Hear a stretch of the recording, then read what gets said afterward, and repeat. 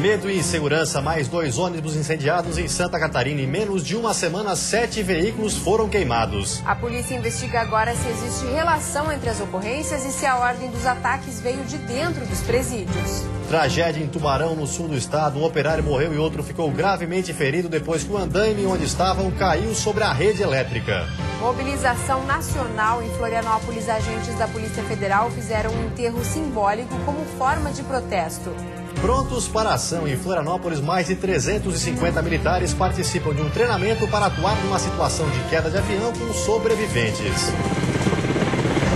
Em defesa dos índios, Justiça determina que Denite e a Fátima indenizem tribo no Morro dos Cavalos por danos ambientais. E no futebol, a expectativa cada vez maior de Figueirense e Joinville para a grande final de domingo. Band Cidade desta terça-feira já está no ar.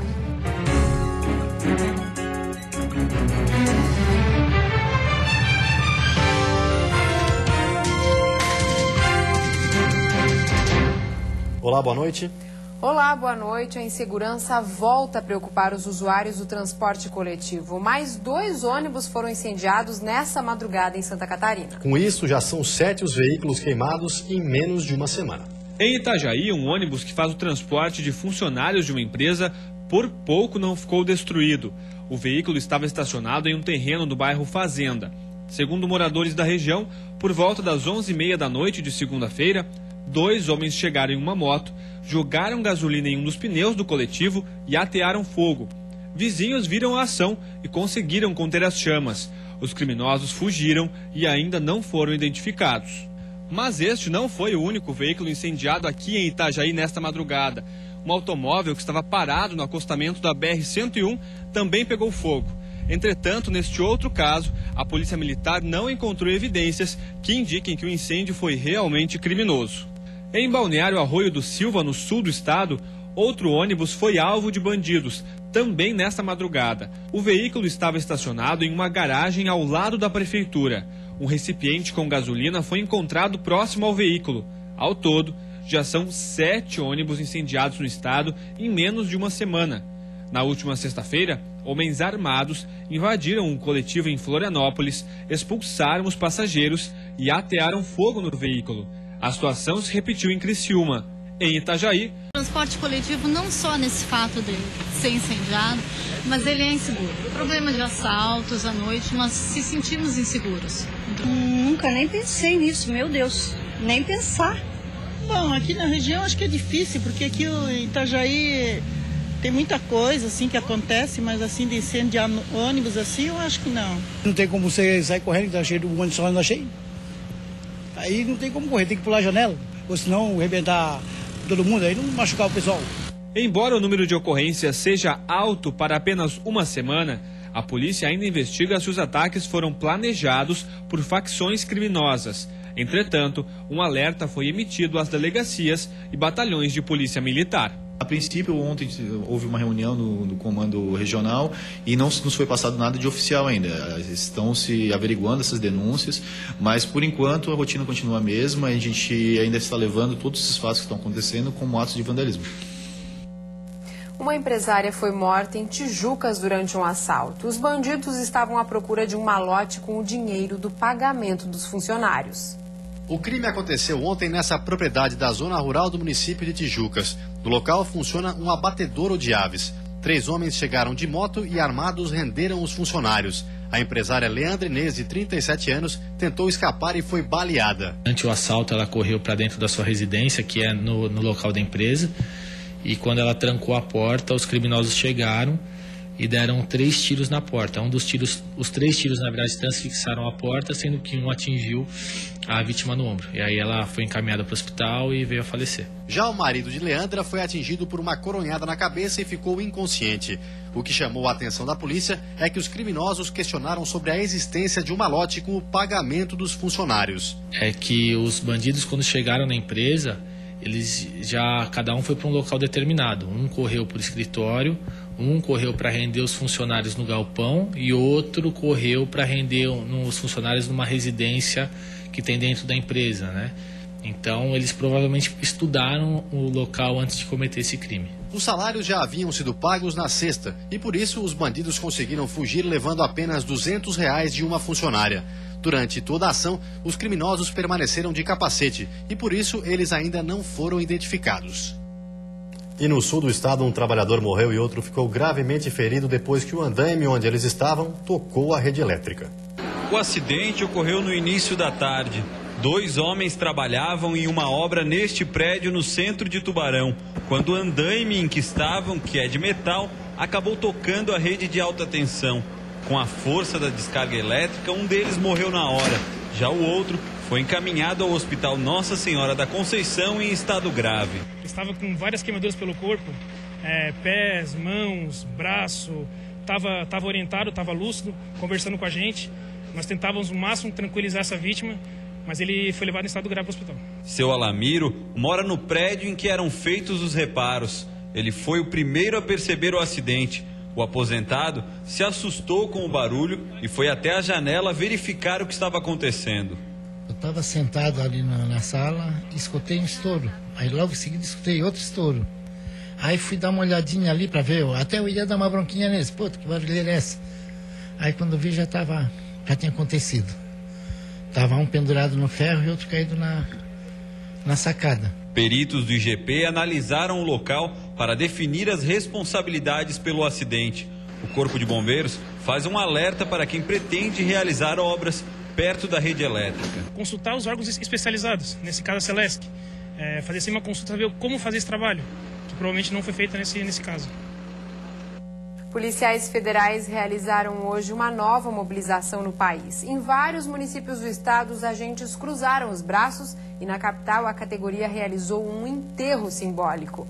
Com um caixão, os agentes realizaram o enterro simbólico da Polícia Federal no estado. Policiais passaram a terça-feira em frente à Superintendência da Polícia Federal em Florianópolis. A categoria pede a reestruturação da carreira com reajustes salariais, a contratação de novos servidores, o reconhecimento da categoria como cargo de nível superior e que sejam definidas por lei as suas atribuições. O protesto ocorre em todo o país. Os serviços foram paralisados por 24 horas. Nós estamos tentando chamar a atenção da população para a destruição deliberada da Polícia Federal. Hoje o governo federal assiste de camarote uma das instituições mais respeitadas do país se definhando ao longo do tempo e nada é feito. E o Tribunal de Justiça decidiu suspender a interdição parcial do presídio de Jaraguá do Sul, no norte do estado. A decisão do TJ foi tomada no início do mês, mas só hoje foi divulgada. Em 31 de março, a Justiça de Jaraguá do Sul havia determinado a interdição, alegando principalmente superlotação. O Ministério Público de Santa Catarina informou que até o final da tarde de hoje não havia sido notificado sobre a liminar do Tribunal de Justiça. E a seguir, no Dia Mundial de Combate ao Câncer, um alerta sobre a importância da prevenção. E ainda o treinamento da Força Aérea Brasileira em Florianópolis. É um instante só, a gente já volta.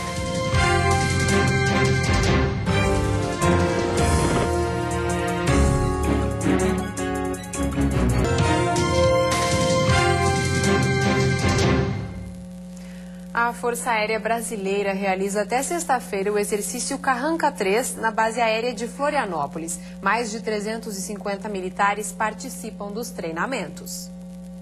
Um sobrevivente da queda de um avião em meio à mata pede socorro.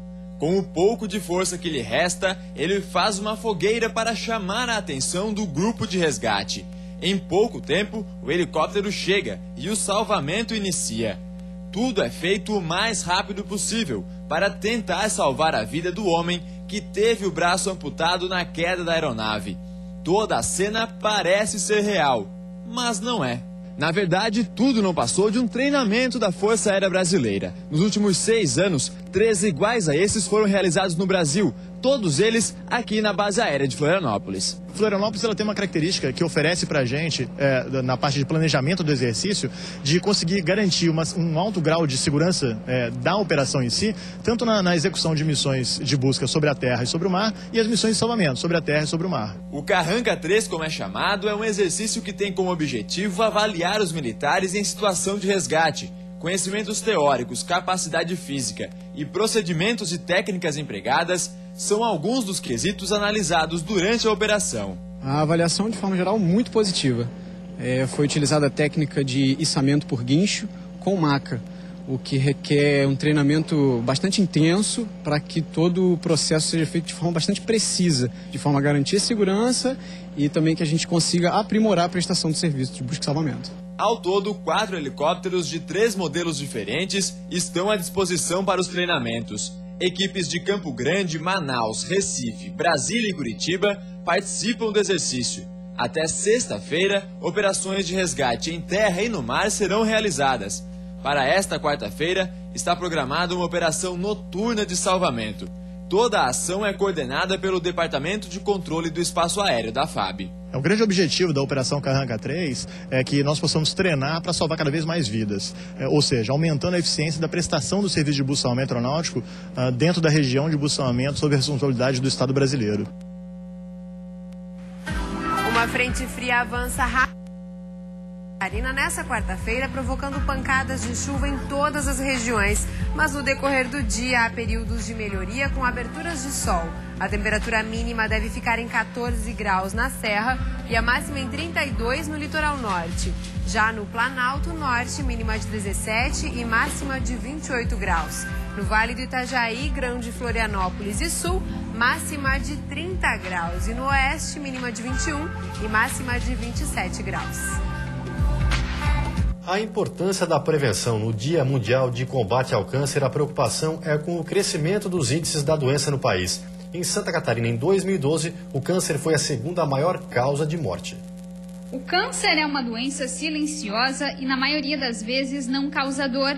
O que muitos não sabem é que ela tem cura, mas para isso deve ser detectada no início. Só que essa curabilidade ela depende de que você detecte o tumor numa fase inicial, pequeno, quando é menor o risco de que ele dissemine, espalhe para o organismo. Então, quanto mais cedo o diagnóstico, mais precoce o diagnóstico, maior a chance de cura. Mas o que está deixando os órgãos de saúde em alerta é o crescimento da doença em todo o país. Em Santa Catarina, o câncer foi a segunda maior causa de morte em 2012. Atrás apenas de doenças do aparelho circulatório, como derrame e infarto. A tendência é que os índices continuem aumentando. De acordo com o Ministério da Saúde, só este ano, mais de 24 mil catarinenses devem ser diagnosticados com câncer. Os homens serão os mais atingidos, com 15 mil novos casos. Cerca de 10 mil mulheres deverão contrair a doença. Os tipos mais comuns de câncer são de pele, próstata, pulmão, estômago e mama. As mulheres também estão expostas ao câncer de colo do útero, que aparece em 6º lugar na classificação de maior incidência para 2014, com 15 mil novos casos previstos no Brasil, aproximadamente 480 só em Santa Catarina. O Ministério da Saúde disponibilizou a vacina do HPV, que veio com o objetivo de prevenir o câncer de colo de útero. Então, todas as meninas que estiverem na faixa etária de 11 a 13 anos podem estar procurando a unidade de saúde para receber a vacina. Seu Antônio é padre e soube da doença em 2011. Com câncer no reto, ele passou por 2 cirurgias e já está no final do tratamento. Importante a gente nunca desanimar, a gente ter fé e acreditar em busca da solução, e tem solução. Um estudo realizado pelo INCA, o Instituto Nacional do Câncer, revela que de 30% a 40% dos casos de câncer podem ser prevenidos com a prática regular de exercícios físicos. Mas ainda, segundo o estudo, para se ter resultado, é preciso aliar as atividades físicas com boa alimentação e com hábitos saudáveis. Os bons hábitos de vida, que é a alimentação rica em frutas e verduras, baixa quantidade de carne vermelha, atividade física, manter o peso corporal adequado, evitar o cigarro, evitar a exposição solar naqueles horários de pico. E a seguir, Justiça acata pedido do Ministério Público e interdita parcialmente a Arena Joinville. Tem ainda a expectativa cada vez maior de Figueirense e Joinville para a grande final de domingo. É um instante só, a gente já volta.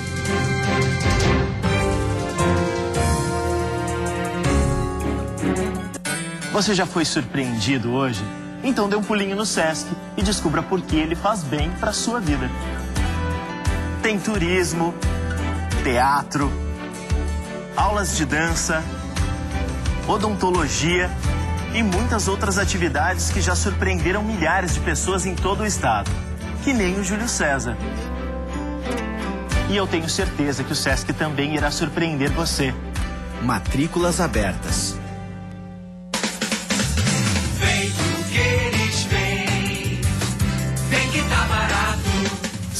3 lugares retrátil.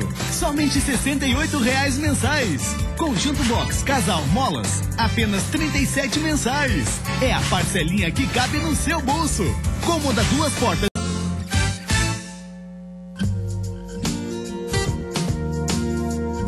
Perfeição é fazer algo do jeito que você imaginou. A Modecol alia tecnologia e qualidade com a excelência na produção de móveis sob medida, transformando seu projeto em algo único. Afinal, sentir-se bem é ter seu sonho realizado. Modecol, alta classe em móveis sob medida.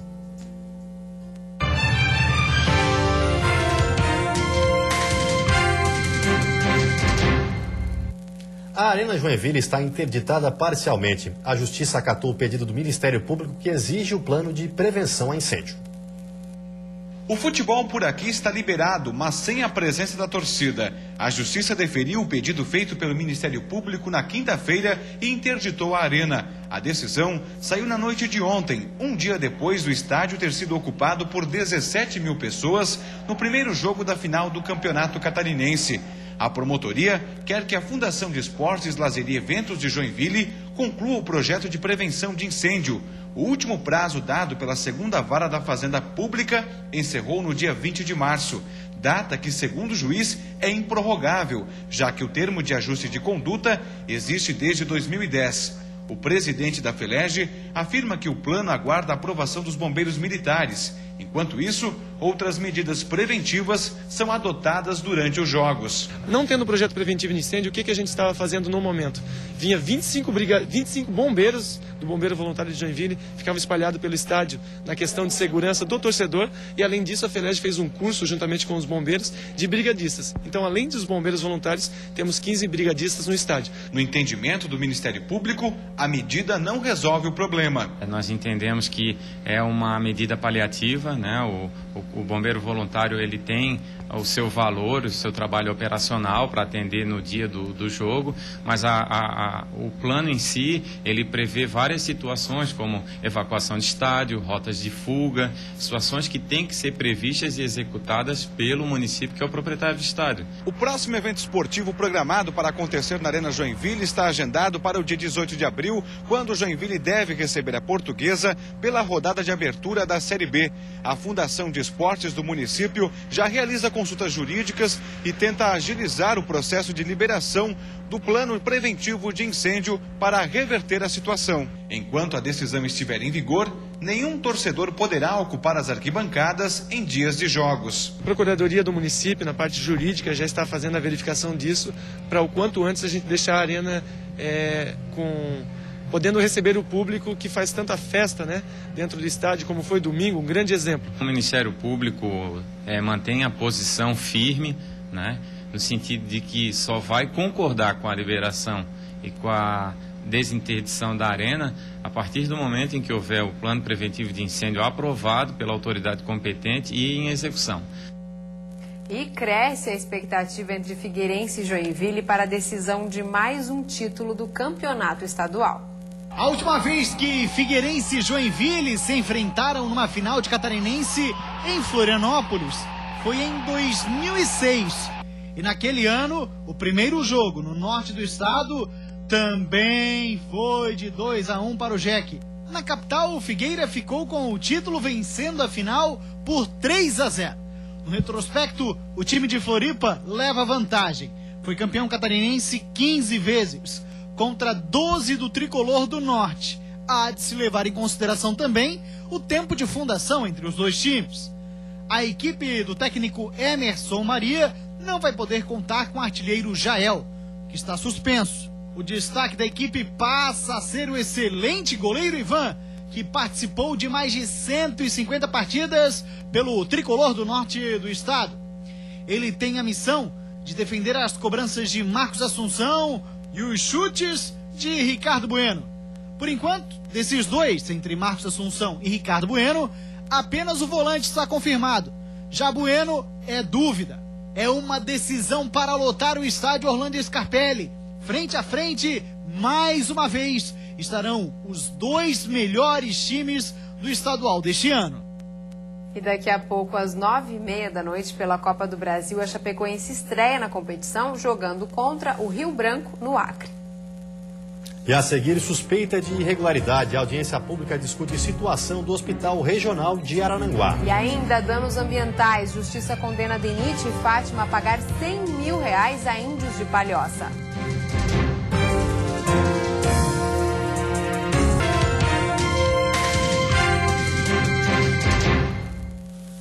Agricultores familiares estão participando de uma mobilização em Florianópolis desde o início da manhã. O movimento é organizado pela Federação dos Trabalhadores na Agricultura Familiar da região sul e continua até amanhã. Na manhã de hoje, um grupo de aproximadamente 300 agricultores fez uma caminhada pela SC 401 até o centro administrativo do governo. Entre as reivindicações, eles pedem políticas públicas de segurança econômica para a categoria, desenvolvimento das agroindústrias familiares, fortalecimento da cadeia leiteira e projetos de inovação tecnológica. E a Justiça atendeu um pedido do Ministério Público Federal e condenou o Denite e a Fátima a pagar indenização de R$100 mil aos índios que vivem no Morro dos Cavalos, em Palhoça, na Grande Florianópolis. A condenação por danos morais diz respeito a uma licença ambiental concedida pela Fátima em 2007 para a extração de mineração às margens da BR-101. Conforme o Ministério Público Federal, teria havido ingresso sem autorização, além do desmatamento ambiental. Decisão acatada pela Justiça Federal. O meio ambiente está interligado com a comunidade indígena. Na verdade, a comunidade indígena precisa da natureza para... É uma outra cultura, né? Outra cultura, um outro conceito de vida, né? Que precisa ser respeitado. Para a Fátima, todos os quesitos legais foram cumpridos. Segundo o presidente, somente um ano depois, uma nova demarcação definiu a área como indígena. No momento da liberação da licença, segundo o diretor, a região era reconhecidamente privada. A fundação deve recorrer da decisão. Vamos recorrer porque entendemos que o licenciamento ambiental que a Fátima fez estava correto. Tanto estava correto que ele faz menção a isso na sentença dele, e não conseguimos compreender o porquê. Se estava correto, fomos condenados em dano moral. Apesar da indenização por danos morais, a licença ambiental não foi cassada pela decisão judicial. As obras na 4ª pista do Morro dos Cavalos, em Palhoça, começaram no mês passado. E enquanto o projeto de 2 túneis não sai do papel, deve ser a alternativa temporária para ajudar a diminuir o número de acidentes no trecho, considerado um dos mais perigosos da BR-101. Só no ano passado, foram 65 feridos e 8 mortes. Em outro processo, a legalidade da presença indígena no Morro dos Cavalos vem sendo questionada pela Procuradoria-Geral do Estado, que aguarda a decisão do Supremo Tribunal Federal. Ainda em um terceiro processo, também movido através da ação civil pública do Ministério Público Federal, a Justiça informou que deve realizar audiência de conciliação no dia 24 para tentar garantir consentimento indígena nos processos de duplicação do Morro dos Cavalos. Depois que o Ministério Público abriu um inquérito para investigar possíveis irregularidades no Hospital Regional de Araranguá, o assunto foi discutido durante uma audiência pública. A Comissão de Saúde da Assembleia Legislativa esteve presente no encontro. A reunião durou cerca de 4 horas e contou com a presença de autoridades do município e do governo do estado. Além disso, a população lotou o espaço destinado à audiência pública. Moradores puderam se manifestar sobre o atendimento no Hospital Regional de Araranguá. Eu pergunto para você, o que você faria no meu caso? Está aqui, ó, o exame do médico está aqui, a ressonância do médico. Técnicos fizeram explicações sobre supostas irregularidades encontradas na administração do hospital. A audiência foi comandada pelo deputado estadual Volney Morastoni, que é presidente da Comissão de Saúde na Assembleia Legislativa de Santa Catarina. A comunidade exige transparência, ela quer saber o que é feito, o que não é feito, o que deixa de ser feito. Né? A comunidade quer participar dessa gestão, do acompanhamento e da fiscalização dessa gestão do hospital. O deputado espera ainda que a investigação sobre as denúncias seja feita de forma imparcial. A instituição recebe do governo do estado cerca de 3,5 milhões de reais por mês. Não só uma sindicância que a secretaria vai fazer, que pode ficar muito parcial, mas uma auditoria externa independente, né, contratada que possa, então, de forma independente, realmente fazer um levantamento de toda essa situação, fazendo um encontro, né, entre o operacional, né, e entre os recursos recebidos e assim por diante. Representantes da SPDM, que administra a unidade, também estiveram presentes e por diversas vezes foram vaiados pela comunidade. O diretor da empresa comentou o pedido de maior transparência para a sequência dos trabalhos. Se o Estado, que é o contratante, achar que deva ampliar a comissão de acompanhamento e fiscalização, para nós não tem problema nenhum. A gente vai trabalhar com a CAF que for determinada pelo Estado. As denúncias divulgadas no Band Cidade mostraram supostas irregularidades encontradas na prestação de serviço do hospital. Além da audiência pública, um inquérito civil foi instaurado pelo Ministério Público para investigar o caso. E você fica agora com o Jornal da Band. Uma ótima noite a todos e até amanhã. Uma boa noite para você e até amanhã.